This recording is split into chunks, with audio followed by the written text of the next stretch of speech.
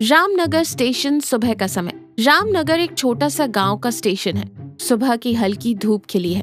एक अधेड़ उम्र का सीधा साधा आदमी मदन प्लेटफॉर्म पर खड़ा है।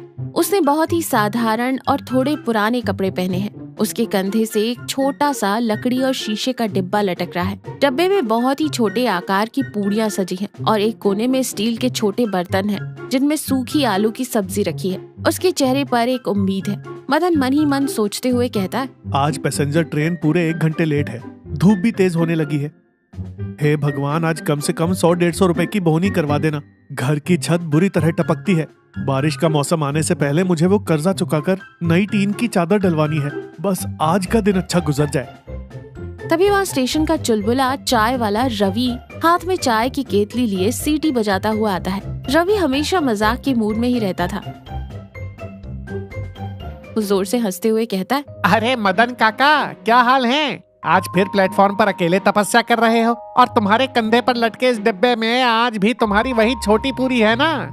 अरे रवि बाबू, आ गए तुम। तपस्या नहीं बेटा, अपने ग्राहकों का इंतजार कर रहा हूँ। और हाँ, मेरी छोटी पूरी कहाँ जाएगी?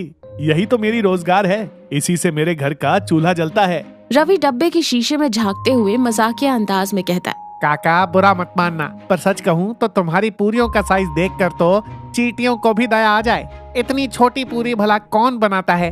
इसे खाने के लिए क्या ग्राहक को आंखों पर दूरबीन लगानी पड़ेगी या फिर तेज हवा चली तो पूरी उड़ न जाए, इसलिए जेब में पत्थर रखकर खाना पड़ेगा। मदन बिना बुरा माने शांति से कहता है, साइज पर मत जा मेरे भाई। माना मेरी पूरियों का आकार छोटा है, लेकिन इसके अंदर जो मैं घर का पिसा हुआ मसाला और अपनी मेहनत डालता हूँ ना, उसका स्वाद एकदम लाजवाब है। एक बार कोई मेरी ये छोटी पूरी खा ले तो वो उंगलियों के साथ साथ दोना भी चाट जाए। रवि हंसते हुए कहता है, हाँ, वो तो मैं पिछले कई सालों से सुन रहा हूँ काका। तुम्हारे डायलॉग तो बहुत बड़े हैं। लो वो देखो ट्रेन आ गई। चलो पहले मैं अपनी चाय बेच लूँ, तुम्हारी छोटी पूरी का कमाल बाद में देख लेंगे। ट्रेन छुक छुक करती हुई प्लेटफॉर्म पर आती है और रुक जाती है। ट्रेन के एक डब्बे में कुछ लोग बैठे हैं। खिड़की के पास एक शहरी जोड़ा बैठा है, राकेश और उसकी पत्नी सीमा। दोनों के कपड़ों से लगता है कि वो अच्छे परिवार से हैं। सीमा झुंझलाते हुए चेहरे पर पसीना पोंछते हुए कहती है, राकेश जी, सुबह से बस एक बिस्किट खाया है। मेरे तो पेट में चूहे दौड़ रहे हैं। स्टेशन पर कोई ढंग का खाना मिलेगा या नहीं? राकेश बाहर से झांकते हुए कहता है, अरे सीमा, ये गांव का स्टेशन है। यहाँ कोई पिज्जा बर्गर थोड़ी मिलेगा। वही ठंडे समोसे और बासी पकौड़े मिलेंगे। रुको, मैं देखता हूँ कुछ खाने लायक हो तो। तभी रवि अपनी चाय की केतली लेकर उस डिब्बे में आता है। रवि ऊंची आवाज में कहता है, गर्मा गर्म चाय, कड़क चाय। बाबूजी चाय दूं? मैडम जी एक कप चाय हो जाए। चाय नहीं चाहिए भैया। खाने के लिए कुछ है क्या तुम्हारे पास? बहुत जोर की भूख लगी है। बाबूजी मेरे पास तो सिर्फ चाय है। खाने के लिए चाहिए तो वो पीछे मेरे मदन काका आ रहे हैं, लेकिन उनकी पूरी जरा खैर आप खुद ही देख लेना। थोड़ी देर में मदन अपने डिब्बे के साथ धीरे धीरे चलता हुआ उसके पास आता है। गर्मा गर्म छोटी पूरी, घर के मसालों वाली स्वादिष्ट आलू की सब्जी के साथ। बाबूजी सिर्फ 10 रुपए में 5 पूरियाँ। मैडम जी बहुत बढ़िया स्वाद है, खाकर देखिए। राकेश और सीमा डिब्बे में झांकते हुए कहते हैं। पूरियों का साइज देखकर, अरे भैया, ये क्या मजाक है? ये पूरी है या पापड़ का कोई टूटा हुआ टुकड़ा? इसे तो कोई एक बार में सीधा निकल जाए। दांत के नीचे तो ये आएगी ही नहीं। इतनी छोटी पूरी दुनिया में कोई बेचता है क्या?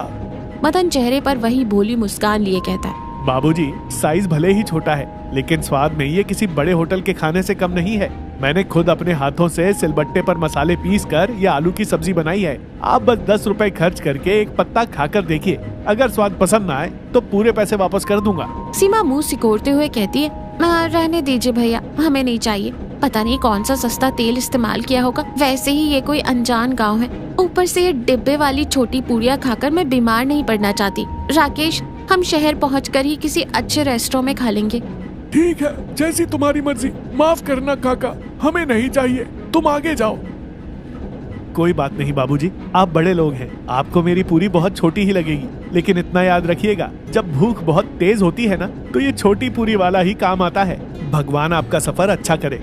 मदन अपने कंधे का डिब्बा ठीक करता है और आगे बढ़ जाता है। ट्रेन एक बिल्कुल सुनसान और जंगली इलाके के बीचों बीच खड़ी है। बाहर चिलचिलाती धूप है। डब्बे में पंखे भी बंद हो चुके हैं।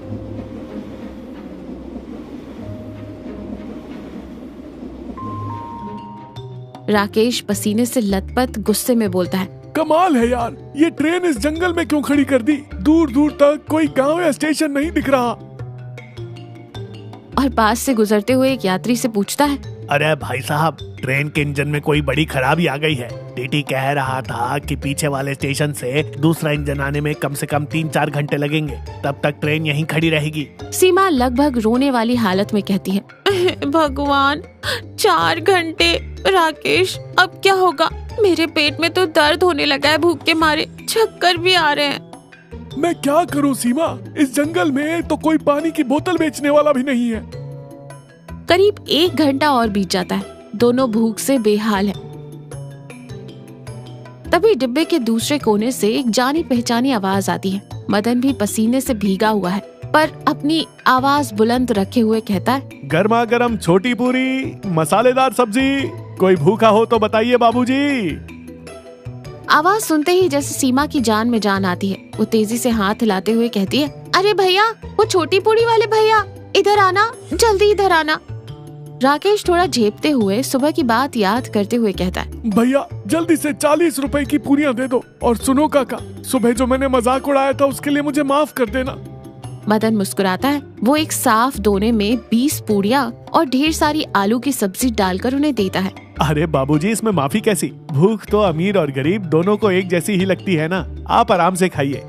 सीमा कांपते हाथों से एक छोटी पूरी सब्जी में डुबोकर मुंह में रखती है। पूरे खाते ही उसकी आंखें हैरानी और खुशी से बड़ी हो जाती हैं। वो आश्चर्य से कहती है, वाह राकेश, तुम भी खाओ, ये सच में बहुत बहुत ज्यादा स्वादिष्ट है। सच कह रही हूँ, शहर के किसी महंगे रेस्टोरेंट में भी मैंने इतनी ताजा और जायकेदार सब्जी नहीं खाई।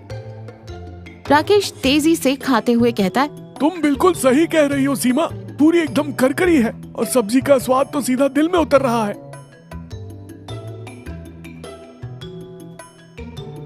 कुछ ही मिनटों में दोनों पेट भर कर खा लेते हैं।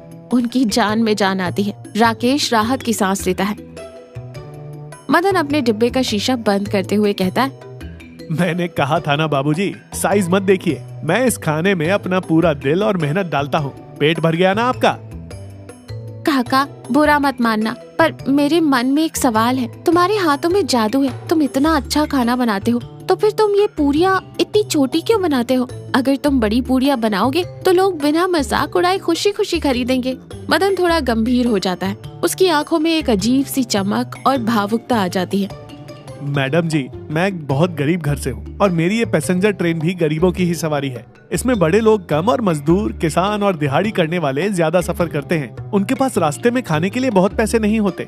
आज के जमाने में आटा, तेल, गैस सब इतना महंगा है। अगर मैं बड़ी पूरियां बनाऊंगा तो मुझे 20 रुपए की 2 पूरियां देनी पड़ेंगी। राकेश और सीमा बहुत ध्यान से उसकी बातें सुन रहे हैं। मदन अपनी बात जारी रखते हुए कहता है, एक गरीब मजदूर 20 या 30 रुपए का नाश्ता नहीं खरीद सकता, वो भूखा ही सो जाएगा। इसलिए मैंने एक तरकीब निकाली। मैं पूरियों का साइज छोटा कर देता हूँ ताकि मैं सिर्फ 10 रुपए में उन्हें 5 पूरियां दे सकूं। 10 रुपए तो कोई भी निकाल लेता है बाबूजी।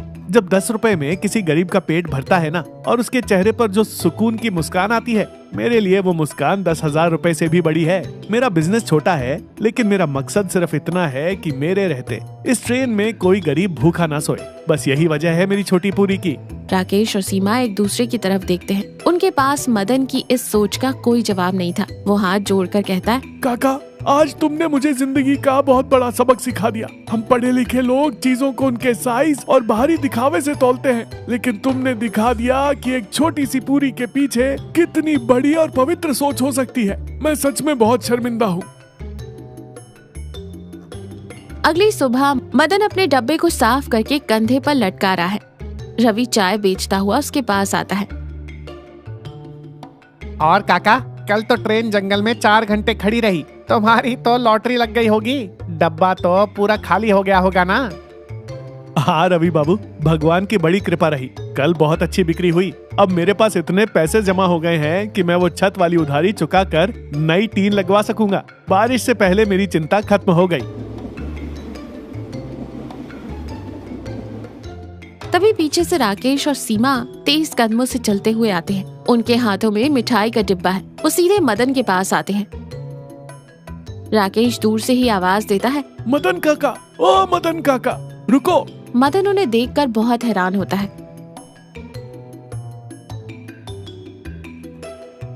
अरे बाबूजी, मैडम जी, आप दोनों, आप तो कल ही शहर गए थे ना, आज इतनी सुबह वापस इस गांव में कैसे? रास्ता भटक गए क्या?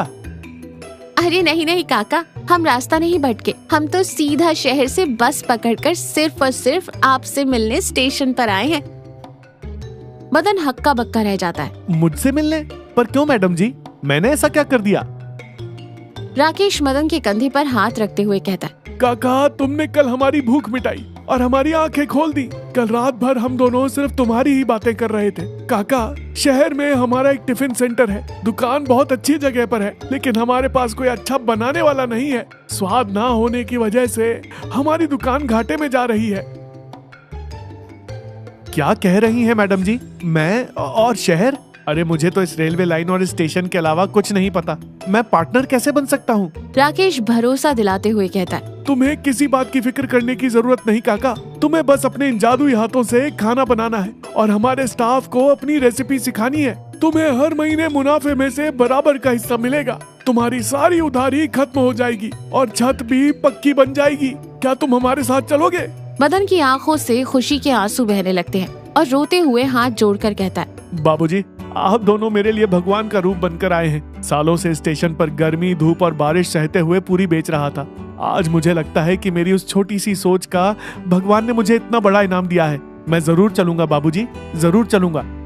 रवि जो पीछे खड़ा ये सब सुन रहा था, उसका मुंह खुला का खुला रह जाता है। अरे बाप रे बाप, इस छोटी सी पूरी ने इतना बड़ा धमाका कर दिया। काका शहर जा रहा है पार्टनर बनके। अरे बाबूजी, क्या आप मुझे भी अपनी दुकान के बाहर चाय का ठेला लगाने दोगे? मैं बहुत कड़क चाय बनाता हूँ। रवि की बात सुनकर राकेश, सीमा और मदन जोर से हंसने लगते हैं। राकेश हंसते हुए कहता है, देखेंगे रवि भाई, पहले काका को शहर तो ले जाने दो। कुछ हफ्तों बाद शहर की एक व्यस्त सड़क, एक बहुत ही साफ सुथरा और भीड़ भाड़ वाला टिफिन सेंटर। दुकान के बाहर एक बड़ा सा चमकता हुआ बोर्ड लगा है, मदन काका की फेमस छोटी पूड़ी, गाँव वाला असली स्वाद। दुकान के अंदर ग्राहकों की भारी भीड़ है। राकेश और सीमा खुशी खुशी काउंटर पर ग्राहकों को संभाल रहे हैं। अंदर साफ सुथरी रसोई में मदन काका ने अच्छे कपड़े पहने हैं, अपनी मशहूर छोटी पूड़ियां तल रहे हैं।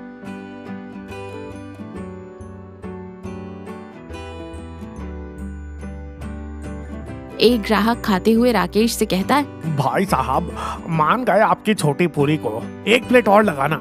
राकेश गर्व से मदन की तरफ देखते हुए कहता है, अभी देता हूँ सर। मदन रसोई के बाहर देखता है। ग्राहकों की भीड़ और उनकी खुशी देखकर उसे अपने पुराने दिन याद आते हैं, जब वो स्टेशन पर डिब्बा लेकर घूमता था। वो आसमान की तरफ देखकर मुस्कुराता है और मन ही मन कहता है, हे ईश्वर, तेरा लाख लाख शुक्र है। मेरी छोटी सी शुरुआत और मेरी ईमानदारी ने आज मुझे और इतने सारे लोगों को कितनी बड़ी खुशी दी है। मदन वापस खुशी खुशी पूरियां तलने लगता है।